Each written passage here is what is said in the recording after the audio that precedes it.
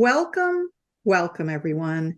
We are here with Flavia Maia, who I had an opportunity to meet through Zainab Salbi, who's also in the series, and learned about her work in Brazil and with the environment. And we're just so excited to have you here with us today. Thank you for having me, Renee. I'm very excited about our conversation. Same here, same here. So for those who are new to your work, I'm going to give a little bit of background about you so they can plug into the grid of your bio and your history here. So Flavia Maia connects women-led local organizations on the front lines of climate change among themselves and with the world. So we can create climate coalitions, a climate mandate, and restore ecosystems where there is none, something I'm very excited to talk to you about. She is also an accomplished change maker, an Obama scholar, and a Dalai Lama Fellow. She is an executive manager, a critical thinker, social scientist, and strategic planner with a career of 12 years in government and academia. She holds a doctorate in urban planning and is a certified expert in sustainability with a focus on climate resilience. And she's also the founder of Fila do Sol, which we're going to talk about today as well. So welcome, welcome. Thank you. It's very nice to be here. And as you can see, I am passionate about women's leadership. So most of what you are seeing there in this curriculum is a journey towards empowering women and empowering women to protect nature. Yeah, well, that's one of the reasons I was really excited about your background, because it's something I'm particularly passionate about. And in the West and everywhere else in the world, right? You know, we are starting to see that women are the caretakers of nature, right? They're the ones who are stepping forward and trying to protect Gaia when, you know, administrations are, you know, taking steps backwards, so to speak. Yes, when you go to the front lines of climate change, to communities where the impacts of climate change are felt first and the most, you can see that women are not only the most vulnerable to climate change, but also the ones who are doing the work. So I live in the Brazilian Northeast. It's an extremely dry region. There are many problems related to climate, such as drought and desertification and sea level rising. But when you go to the Brazilian Northeast, you see how powerful, how strong women are. And my role, my mission in this life is to help them not only to see how strong they are, but also to help the world to see how strong they are and to support them. Because with no resources, they do so much. And I think with myself, what if they do have resources? What could they accomplish? Maybe we can even address the climate crisis more efficiently if we have women on board. Yeah, I see that too. I mean, I've never been to Brazil. I've been to other parts of South America, but I have lived in Africa a couple of times. And it was the same down there, right? Where I felt it was the women who were really caring and nurturing for the land, and yet they didn't have any resources. Yeah, they are those who practice agriculture. They are in charge of providing water, food, safety for their homes. And they are doing so much already to hold the front lines, to protect their lands. And when they are protecting their lands, they are protecting everyone. They are protecting us. And we need to acknowledge this and start acting accordingly. I couldn't agree more. You talk about your ancestors who had to move because of drought. And because they knew something was amiss and imbalanced, they obviously didn't call it climate change. But what did you learn from your ancestors about what was happening, in their words? Yeah, it's important to differentiate. I don't work with indigenous communities, and I'm not a descendant of indigenous people. What I know for my connection with indigenous women and elderly is that they have this ethics of care, this ethics of relationship that's very powerful, very important to address climate change. They don't see nature as resources. They see nature as relatives. the rivers, the mountains, everything has a role. Everything is equally important, and humans are not there to explore Earth. They are there to relate with these natural elements. So this is an important piece of the answer. The other part of the answer, it's about my ancestors. So as I told you, I am in the Brazilian Northeast, and I was born here. And my ancestors were also born here in this region that is extremely dry. And I always heard that my ancestors had to move because of drought. In Brazil, we use the term retirantes. It's a Brazilian term to explain how people had to move because of socioeconomic issues. But now that I study climate change and I know about climate change, I know that desertification, that they lost their crops, they lost animals in their farms because of the intensification of climate change. So I decided to call myself a descendant of climate migrant. A descendant of climate migrants, because this is a sort of political act. I want to acknowledge that my ancestors had to move because of climate change. And I want this to be part of our past, not our future. So this is why I do the work that I do. You know, it's interesting too, because I think about, when I think about our indigenous ancestors or people from every single culture, they know that connection to the land. And one of the things that really upsets me in the West is that we don't listen to those voices, right? These are the people who live the land. They understand their connection to the elements. They know about fire and water and air and the earth and, all of these elements and how to work in harmony with them. And I feel like we've just gotten so far past that connection. I'd like to talk a little bit about the chapter before the pandemic. And you were slated to head to New York for Columbia University scholarship. And like billions of others, you had to remain home.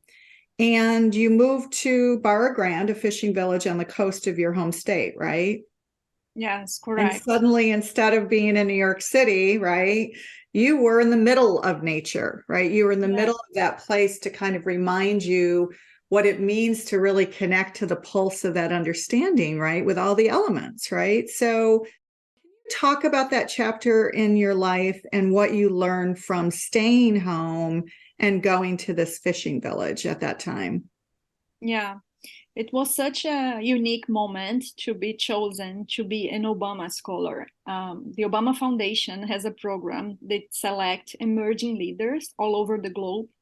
And I was selected with 11 other leaders among thousands. So it was such a thrill, a unique moment, thinking that I would be in New York with them, where everything is happening.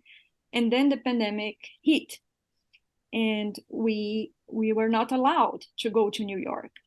So I decided that I would like to move to where I could see the impacts of climate change more evidently, where I could be more in touch with the communities that are the most impacted by climate change. And I realized that I didn't need to travel too far to get there. Actually, my own state, my own house, where my roots are, this is where climate change is doing the most impact. So I decided to go to this area, which is an area of environmental protection, but it's also a very threatened area. So you will see if you get there that it's one of the most beautiful tropical paradises, and at the same time one of the most threatened landscapes.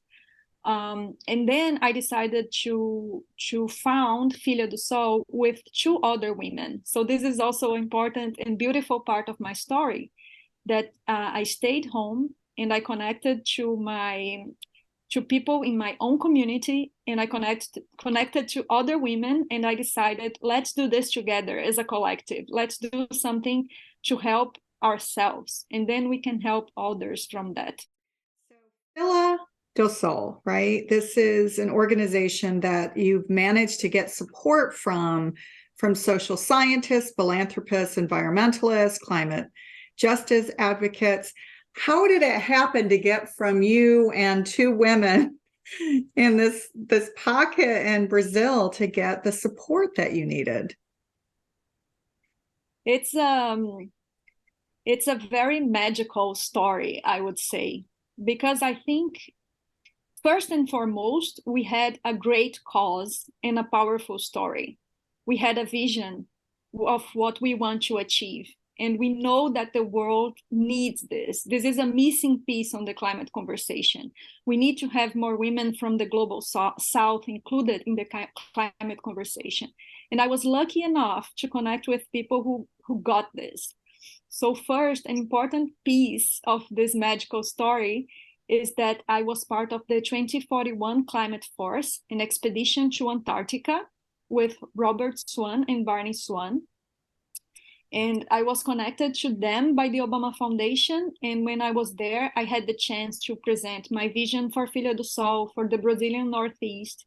And I was lucky enough to connect with amazing people. 5 of them are now my board of advisors: Thierry, Laure, Casey, Erica, and Mark. So this was an important piece because they leverage my impact. They helped me to get where donors are, where people who can put money and connect us with a broader international community. They helped me to get there. Another important part of this story is that I had amazing organizations led by women, such as Daughters for Earth and the Women's Earth Alliance, believing on us and supporting us, getting us the structural funding that we need to exist.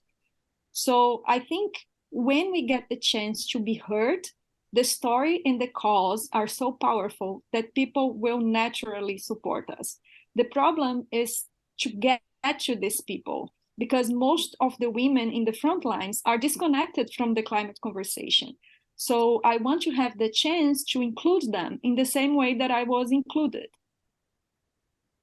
You know, it's interesting. There was a woman who gave a TEDx talk at Berkeley, which I'm involved in as a co-producer and co-curator. And one of the things that she mentioned in her talk, and it was ironic because I've been in media and I've been in PR, and she called it is who's your plus one, right?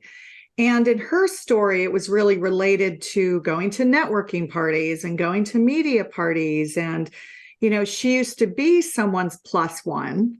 And then when she became more well-known in the media circuit, she had to decide who her plus one was going to be and how important it was to choose the people who may never be in that kind of environment. And it sounds like that's what you're saying. It's really bringing women along who wouldn't normally have these opportunities and putting them on the front lines.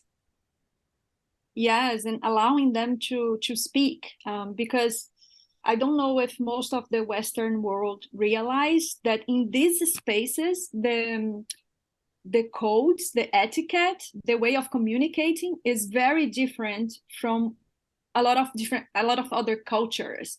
So when I go to these spaces, I also have to learn another way of communicating, not only the language, which is different from mine, and it's very unusual for someone in my region to speak English, but also cultural differences, different cultural aspects. So I think when we include women, we need to have this kind of generosity to understand that, okay, this is a challenge for them. They are in a completely different environment, and they will maybe make mistakes. They will maybe be a little bit nervous, but we are here to support them and to help her to get there, to help everyone to understand what she's saying, because what she's saying is very valuable for all of us.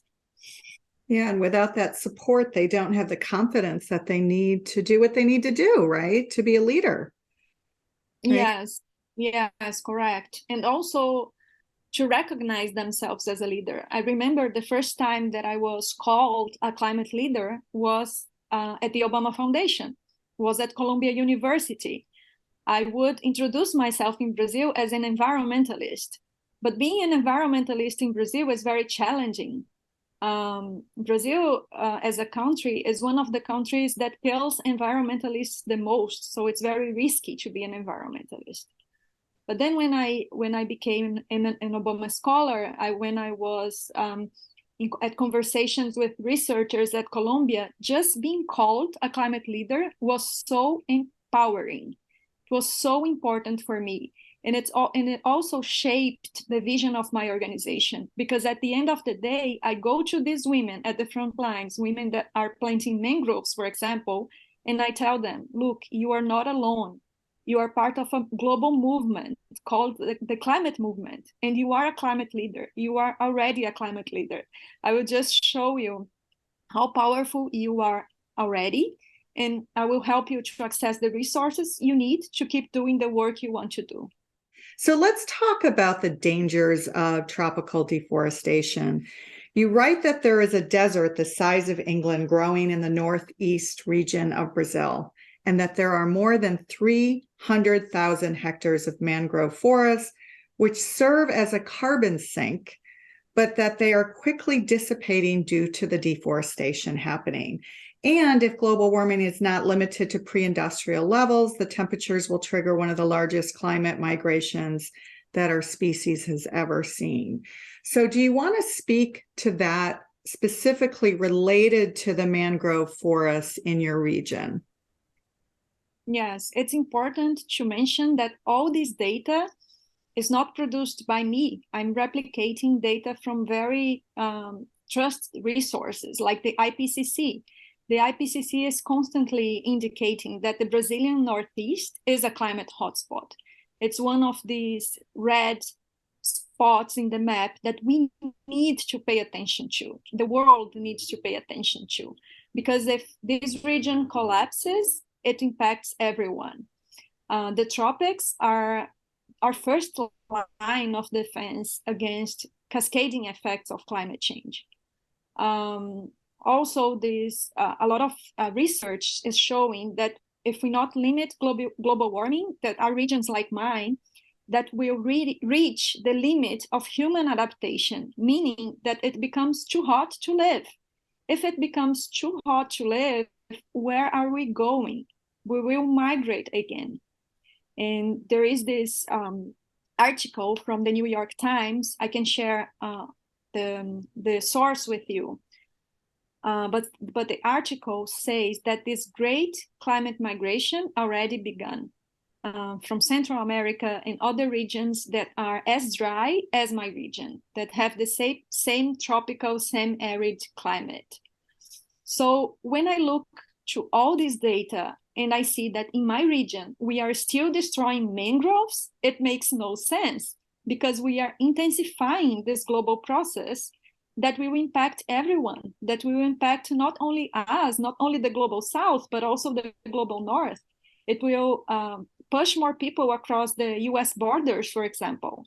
So I decided to start where I was, with what I knew, with my people, with my community, and to start reversing this process. That's why we are dedicating so much time and so much energy, and donations also from the US, from Women's Earth Alliance, from Daughters for Earth, to restore mangroves, because we know that restoring mangroves, yes, will assure that these women are powerful and that they have their income, but they also have the potential to avoid catastrophic impacts of climate change for the whole world.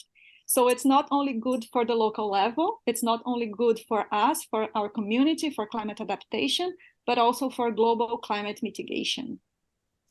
So what are some of the ways that you're implementing this locally? And then also, how can you expand what you're doing to other regions? And in other words, replicate it. So teaching communities, right? And having a leader for that community, and then having it replicate somewhere else. Filha do Sol developed methodology, a social innovation, where we can connect women among themselves, connect local organizations among themselves, and create a climate coalition. So this methodology can be replicated because we go to each community, and the community we choose is the community that we understand that it's a frontline community, meaning communities that felt the impact of climate change first and the most, and communities where no one is speaking about climate change, which is very, it happens a lot. Some of the communities that are being impacted the most are not speaking about climate, are not using this language. Climate impacts, but they know what's happening. They are very aware of what's happening. They are just not empowered to speak in this language. So the idea is to serve as this connective tissue, so to speak. So we find many local organizations with the potential to become climate leaders, and we connect them among themselves, and we connect them with international resources, with potential international partners. And the idea is that for each region, these coalitions will restore the ecosystems that are the most relevant for them. So in the first region, mangroves are the most relevant. But for each region of the tropics, because we want to expand across the tropics, for each region, the community itself will identify and it will choose the ecosystem they want to restore. Because for climate action to be relevant, it has to be relevant at the local level.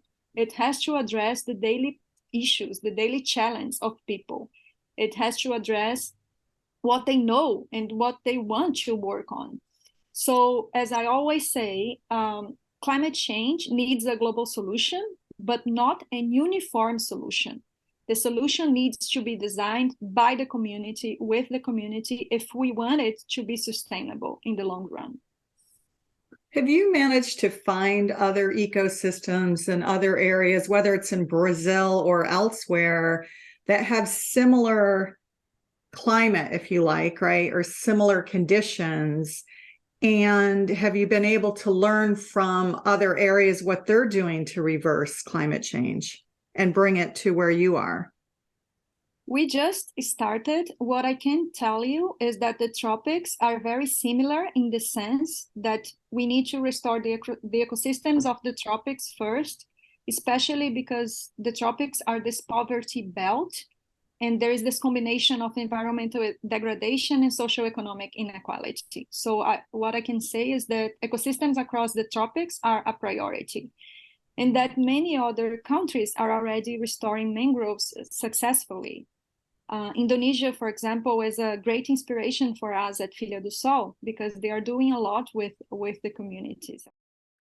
Would you say that Indonesia is having more rapid success than what's happening for you right now? And if so, are they getting additional support that you're not getting in order to make it work? Or what are you seeing that, where you said that you were impressed by what they were doing? What did they do that you could learn from and bring back to Brazil to speed things up? What I learned from Indonesia and other countries is that they are better connected to the international community than Brazil. Brazil, we have this barrier of the language. There are many local organizations in Brazil working with the international community, and I want to respect that Brazil has social environmental movement with decades of experience. And I feel like I'm now part of this new movement in Brazil of social entrepreneurs, of climate activists who are speaking with the US, for example, more, who is speaking and connecting with Europe even more. And this is something that I learned from Indonesia and other countries, is how to shape your message, to address different audiences, not only national audiences, but those who are feeling the impacts of climate change, who have climate awareness, and who have the resources to support us. Yeah, that's so true, right? When you're creating a need and when you're also trying to articulate the issues that you have locally, there's a regional message, right, in its own words, and then the global message, of course, is different. Yeah, especially because we have to decolonize the climate conversation. If you search for events or papers or interviews about climate, most of it, I think 90% of it will be in English. So that's why when we go to the front lines in Brazil, where people don't know how to speak English, they are not connected with the most updated data, and they cannot shape their message to access climate funding, but they know everything about climate impacts. They don't use the word climate, but they know everything about water scarcity, about fish are disappearing, about scarcity of food and drought. So what we need to do is to decolonize the climate conversation to include these voices as well. And at the same time, to continue speaking with the international community in their language. So that makes sense for where you're receiving some obstacles globally, right? You know, as the language barrier, the colonization. But what about internally in Brazil itself? Are you finding some obstacles there that are holding you back? I am very glad that in Brazil now we have a new president. This is very, very promising, and I speak for myself as a climate leader. I am very hopeful about what we can accomplish together with the support of the government. Because over the last few years, Brazil has faced one of the greatest environmental tragedies in its history. A government that was not even believing in climate change, so to speak. People would call him the tropical Trump. So you can have a sense of what we faced here. So I would say now I'm not looking so much at the obstacles, answering to your question. I'm looking more to everything we can accomplish now that the federal government is aligned with the climate mission. It's very serious about stopping deforestation and supporting social movements and reducing social inequalities. Have you been able to have the opportunity to go to the World Economic Forum and be heard there, or at least people in your organization, whether they're advisors or so forth, who are having a voice there? Not yet, but I think it's one of our priorities now. It's very important to connect our mission to the conversation at the World Economic Forum, especially because we have to stop thinking that economic development and climate action are at the opposite sides. They are not. Environmental conservation is what we need to protect our economy. Well said. So in addition to economic support and advisors, what else would be useful for you and the local organization, as well as other organizations that you're trying to help? What else would be useful for you at this time? Now we want to amplify our message. We want people to engage with us and to engage in social media and to make us as visible as possible in the best possible way, to show, look, there are women here, women from the global south, who are part of the community. They have the climate knowledge and they want to do things differently. They are being disruptive. They are transforming the way things have been done for years in the region. They are resisting sexism, racism. They are connecting local organizations. So it's important for us to be as visible as possible in this way, because as I said at the beginning, once our message gets there, our mission is so strong that it becomes very easy to find people who want to support us in different ways. Are you also finding it easy to get more and more women on board locally as your message starts amplifying and as local women are starting to see what you're doing on the ground? Yeah, women on the ground are passionate about our message.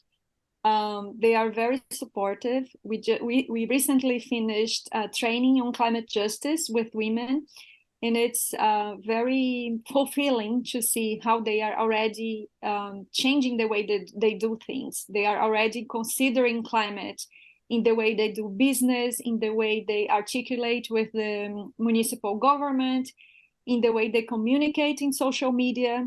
So I think women have this ability to work together And I think the world is changing in this way. And I have been seeing more and more that women are being less competitive towards each other and more collaborative. And I'm very hopeful in this power of a collective of women working together, because I see firsthand everything we can accomplish when we start collaborating. Yeah, I couldn't agree more. I mean, I come from a generation where women were really raised with more of a scarcity mentality. And by that, I mean, if they were to elevate you, it always meant psychologically for them that there wasn't space for them at the top, too. And so that was very prevalent, at least in my generation. And so I'm just so excited to hear that what you're seeing is the opposite, and that things are starting to change now. And there's more of a collaborative mindset, really, because that's really what it is. It's a mindset, that it's an abundance mindset, that if we help elevate other women around us, that means it elevates them and their daughters and granddaughters. Yes, beautifully said. I was also raised in this mentality of competition, but I realized very quickly, especially when you live in a community so close to other women, that resources are more abundant actually when we work as a collective. Because if you make someone visible, if you make their work visible and stronger in some way, you will benefit from it. Even if you don't think so, it always happens. This is my experience. Everything that I elevate a woman, I also benefit from it, and the collective benefits from it. So I think we should stop doing things in isolation. Also, because doing things alone is a very hard path, and we don't have to do it. I can tell you from my experience, I can tell for every woman who is listening, you don't have to do anything alone. I think all too often we feel, whether we're fighting climate change or we're out there on the streets fighting, gender issues or whatever it happens to be, right, that we're passionate about, we often feel like we don't have the support that we need. Yes, yes, this is very important, and that's why it's so important to have organizations like mine. Organizations who are not necessarily creating a new initiative from the scratch, but supporting women who are already having impact and having their own initiatives. When we understand our roles as this connective tissue, we help a lot of women to walk the last mile, and this is very rewarding. Yeah, I think that when we feel empowered, that there's nothing we can't do, right? And so that sense of empowerment and that sense of groundedness combined with confidence, right, and grace, that's really what the world needs right now. And I think, I mean, obviously in your particular situation, it's about mangroves. It's about so much more than that, but we're starting with mangroves. But really, it's about that need to rebalance the earth right now between the feminine and the masculine, because it's been out of balance for so long now. So have you seen conversations come up around that masculine and feminine balance, right, extending way beyond mangroves? Yes, I actually love that you brought this up, because this is a conversation that we have in our community often.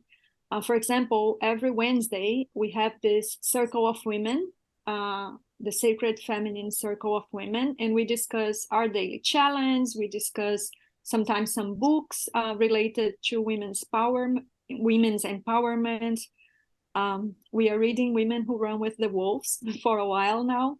In this conversation about the feminine energy and the masculine energy always come up, and why it's important in the context of climate action and women's leadership. It's because when we are talking about feminine leadership on climate action, we are not necessarily referring to women only.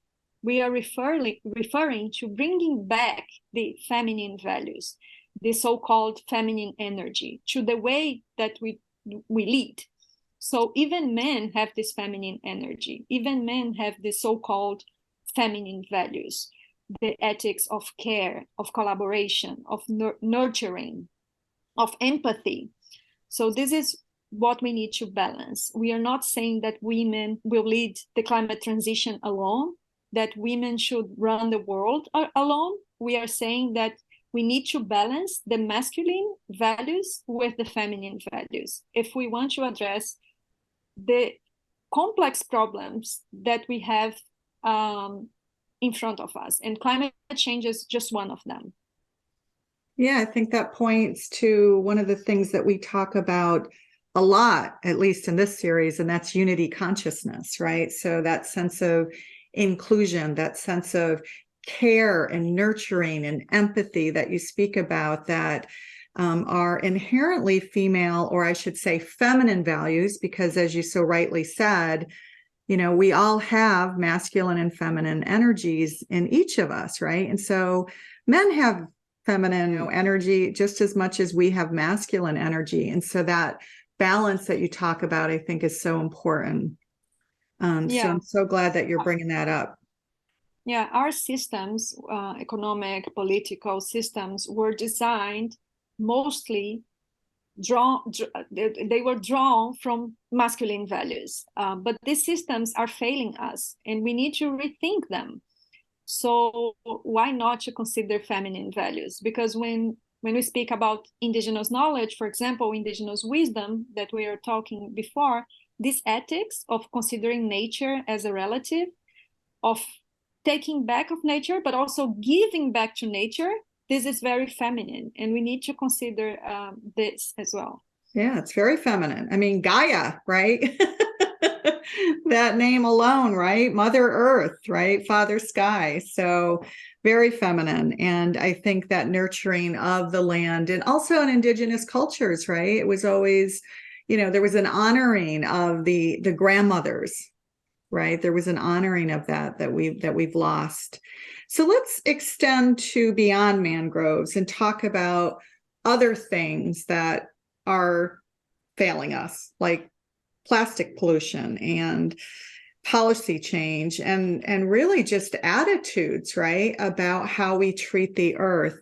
Are there things that you're working on beyond your local organization that are helping to spread the word about how we treat the earth and what can be done and implemented in other parts of the world? Yes, all the problems that you mentioned, plastic pollution, ecosystem degradation, even social economic problems like poverty, they are what we see in the material world. They are the manifestation of a way of thinking, of a way of relating to the rest of nature. This way of thinking tells us that we are separate from nature and that we are here to dominate nature. So when I say that we need to work on climate leadership and on feminine values, what I'm saying is that we need to discuss the values that guide our action. And this is why I think the mission of Filha do Sol is so powerful. Because, for example, when you are restoring mangroves or cleaning plastic pollution or things like this, it's not just a matter of cleaning trees, of planting trees, or it's not just a matter of cleaning beaches and mangroves. It's a matter of understanding what's the value that's guiding my action. Why am I doing this? How do I need to change the way that I relate to myself, to one another, and to the planet? So I would say that in itself, what we are doing with Filha do Sol, with this climate leadership program and understanding, impacts way beyond mangroves restoration, because we are helping people to see that we need to lead differently. We need to lead our inner world first, our inner selves, so then we can lead the outer world, the problems that we can see in the material world. And for that, I am very grateful to the Dalai Lama Fellowship, because being informed by this the vision of the Dalai Lama that we need to lead with our head, heart, and hands was very helpful to shape the mission of Filha do Sol.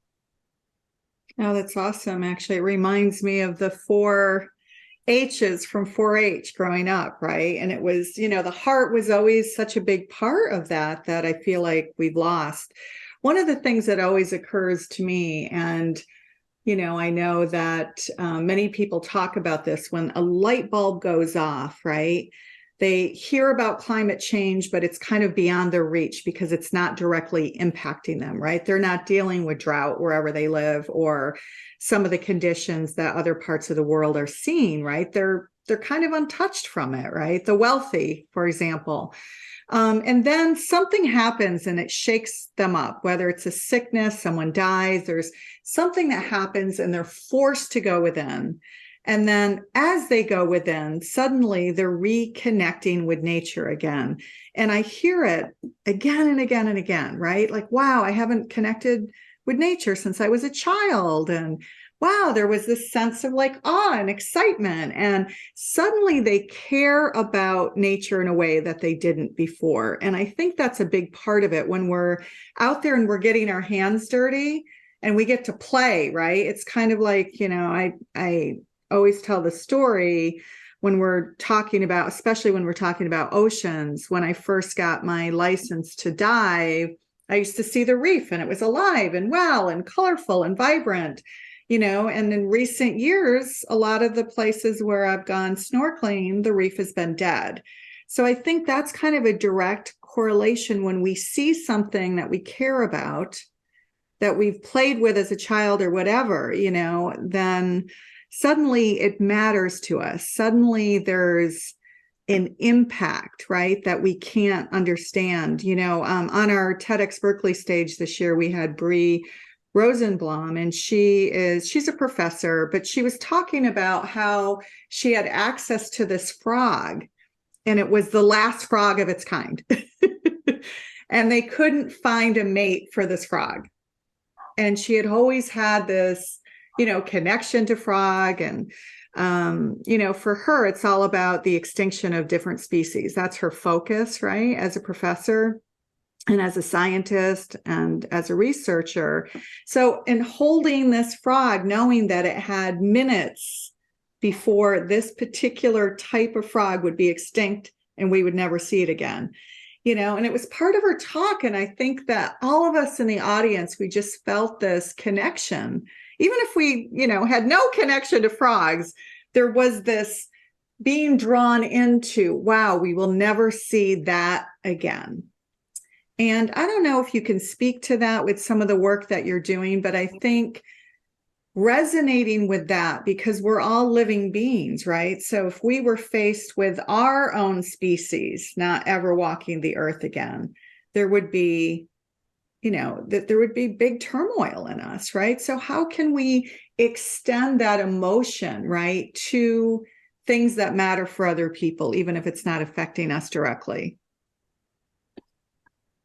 I have been struggling with this question for a long time, because seeing the impacts of climate change every day and hearing the stories of my ancestors, this was all the time very present for me. So sometimes I struggle understanding with the level of privilege of people who don't see the impacts of climate change every day, and need these kind of aha moments where they realize, okay, this is what's happening. Because for us, this is happening every day, all the time. If it doesn't rain, we will face water scarcity, the crops will fail. So the way that I would start answering this question is that I really think people need to think not only about climate impacts in terms of intergenerational solidarity, that old story of leaving a better earth for our children and grandchildren, which is still very pertinent, but also start thinking as a sort of intercultural solidarity. How other cultures, how other places on earth are facing the impacts of climate change, and how everything that's happening there impacts me. And I think after the pandemic, we cannot close our eyes for this interdependence anymore. So maybe if I was speaking to you before the pandemic, speaking about intercultural solidarity could sound very naive or very distant from the reality. But now with the pandemic, we know that this is what it takes. interconnection is a reality. We are all an organism. We are Gaia. We are an organism. We are nature. So I would say that finding this place in your heart where you know that you are connected to everyone else, even if you're not facing water scarcity, even if you don't see climate impacts every day, there's someone out there, probably a woman of color, probably a woman of color in the global south who is. Yeah. And I assure you, she's doing her best to make sure that you will not feel these impacts as well, because she's doing her best to hold the impacts of climate change, to hold the front lines. So you are protected. So I would say that now it's your turn to support her and to protect her, because she has been invisible, but she's there for you all the time. I love that. I love that. Actually, it's just kind of a question. We have a women's group too, and that we meet. And when the issues of Afghanistan came up, obviously in the West, it's like, okay, you don't have to write a check. You don't have to jump on an airplane and risk your life and, go into Afghanistan and try to rescue somebody. But there are small things that we can do where women who are not being heard, who have been invisible, who are doing things alone, right? The women of the Ukraine who had to lift up arms. I mean, all over the world, right? Including the women in your community in Brazil who are, trying to restore mangroves alone, right? Without as many resources as they deserve. So I think it's a really important message for women to hear that, right? That we need to be there for each other. And we have that opportunity. We have platforms like Zoom or, other platforms that we didn't have before where we can, just push a button and here we are talking between California and Brazil. So, I think that echoing that message and extending that message that wherever you are not alone. Yeah, I love that. Amen. Well, let's talk a little bit about children, right? Because it starts with generations. I can't remember who said the quote, but it goes something like this, that in order for change to happen, you have to wait for generations to die off, right? So, with new generations coming up, are you doing anything to educate kids about thinking differently with some of those more feminine values? Yeah, I am, to be honest, I am letting kids to educate me. I think most of the kids, they have this sense of justice, the sense of equality, the sense of connection with nature, the sense of wonder of all, that we kind of forget when we start growing up. So I always think it's kind of funny when we decide that let's teach kids about the environment. Because I think we have a lot to teach them, but we also have to be a little bit more humble and hear from them. And not only kids, but also the youth. I think the youth now has this sense of urgency that it's very powerful. And as much as I can, I want you to listen to them. I want to speak less and listen more. So with that, I'd love to make sure that we focus on one of my favorite topics. And I was excited when I saw it on your website, actually. And that's fear versus love. So we often teach in the work that we do in our communities, we talk about, are you plugging into the fear grid? Or are you plugging into the love grid? And I don't know where that came from for you, but for us, certainly in the United States, and I've lived in, I don't know how many, 10, 11 countries. And in the United States, from the media perspective, it's hitting us all the time, right? And there's more negative news than there is positive news. And it just, if you let it, right? If you let it, it just brings you right into that fear place. And it has this spiral effect. So I'd love to hear your thoughts on the fear versus love, because I feel that the love grid, right, and nature, there is a relationship there, because nature has a way of nurturing and loving because it asks for nothing back. It's in harmony, right? And it has a way to heal us. And when we're in a place of being healed, right? When we heal, it's always symbiotic. So when we heal others, they heal us, right? And vice versa. And then we're able to relax. We're able to step back from the insanity and the chaos of the world and plug back into that love grid with ease. So I'd love to hear, your story for how that ended up on your website and its connection to nature and healing.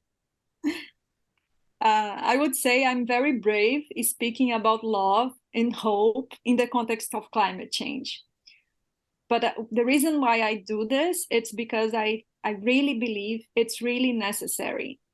There is a practical aspect of this. I never managed to act on anything from this place of fear. I just freeze, or I get overwhelmed, or I give up.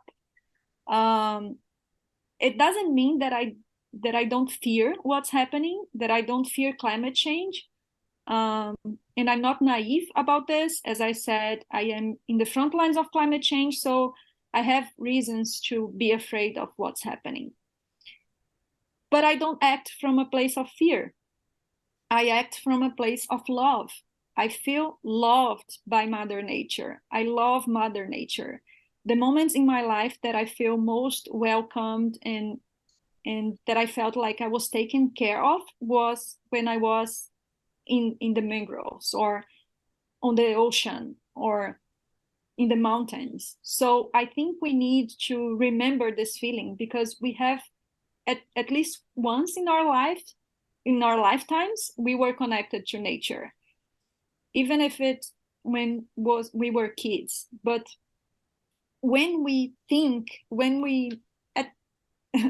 actually not when we think, when we feel this connection, it's such a loving connection that it fuels you to act. So I think that climate action must be driven by data and the technicalities in the head, but also the heart. And we have to understand that this feeling is very powerful. But also, this ethics of love and care is present in every social movement in history, every successful social movement in history. The civil rights movements, for example. John Lewis is not afraid of speaking about love and hope in the context of equality between Black and white people. So why are we afraid of talking about love and hope for nature in the context of climate, of the climate movement? So I think I think and I hope and I feel this is the next stage of the climate movement. Let's remember that we are connected with nature, that we are nature, and nature is so loving. Yeah, we are it and it is us, right? It has been said that we are connected to the all, we are connected to the earth, we are also connected to the universe. But it is also said that we are not just the universe, but the universe is in us, right? And that's a pretty powerful statement. But, there's quantum physicists who are coming up with more data talking about that interconnectivity. And so I think we're going to start seeing that bridge between science and spirituality, or whatever you want to call it, love, fear, right? It's going to get closer and closer and closer. And the beautiful thing about that is that it will no longer be a world where we have to hear someone who is spearheading the climate change movement to say, it is bold for me to talk about love in the context of climate change. Men and women, we give love unconditionally to our children, and we should be giving love unconditionally to Gaia, because the earth is what sustains us. If we don't take care of Gaia, we don't have a world for our children. So I think love always needs to be there. And I'm glad that you are bold enough to put it on your website, because as you do that, it gives people the permission to do the same, right? It's vulnerable enough to say, you know what? More and more people are doing that now. I'm going to bring it into the conversation too. Yeah, and I love that you have this example, and I also have examples of women that inspire me, women who inspire me to speak about love. Zainab, for example, she likes to say that we are in this kind of broken or toxic relationship with Mother Earth, that we need to improve our relationship. It's a loving relationship, right? Jacinda Ardern, for example, she talks a lot about empathy, that being empathetic leader is being a strong leader. And Joanna Macy, who is a scholar of Buddhism and also deep ecology, she has a book titled A Wild Love for the World. So I think it's so poetic and so beautiful, and it's precisely what we need now. A wild love for the world. I love that. Yeah, it's beautiful. It's beautiful. So, is there anything else that we didn't cover that you'd like to let people know about that you're working on, or anything else that you've got coming down the pike that we're not yet aware of? I think we covered pretty much everything. What I would like to add is that I am not doing this by myself. And when we are the spokesperson of an organization, for people who listen to us, it's very. Sometimes I remember when I was young and I felt like, oh my God, this woman accomplished so much. I think I will never be like this. But then remind yourselves that I'm just part of a collective, and I'm here representing a lot of women. Filha do Sol, for example, was co-created by me, Ravena, and Rebecca, two other women from my community, from my region. So I think I would like to emphasize that this is not a one woman's mission, it's a collective effort. And to invite us to get to know more about us, to share our message, to make sure that we are as visible as possible, so we can help these women to do the important work they are already doing. Beautiful. Well, we are here happy to spread this message out to our community about what you're doing, and I'm super excited about it. And I love that love is part of the conversation, right? And Gaia is what you care about most, right? And where you felt so alive, right? I think most of us feel that way, even if we grew up in the jungles of New York or Tokyo or London, or a city around the world that we love for all the reasons that we love cities and the culture that it brings. The moment we get into nature, right, and disconnect from the noise, it's a feeling of going home again. If we only just allow ourselves to be quiet enough to listen. Yes. There is a part of ourselves that always knew that. We forgot for a while, but I think we are now in this collective awakening, so to speak, because we are remembering that. And I'm very, very hopeful. I like to say that climate action is loving action, because it is. It's the most radical act of self-love that you can manifest, that you can do, is to take care of Earth. Because after all, we are just one huge organism. We're just part of this huge organism. And when we take care of ourselves, each other, and Earth, we are doing climate action. We are practicing loving action.